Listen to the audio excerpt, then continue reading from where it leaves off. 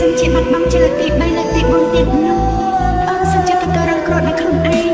អូនអើយហើយក្រោយអូនរៀបការហើយ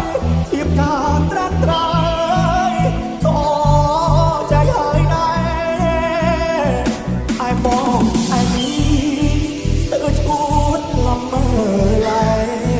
មនុស្សដែលខ្ញុំស្នេហ៍បានទេយកទៅរក្សា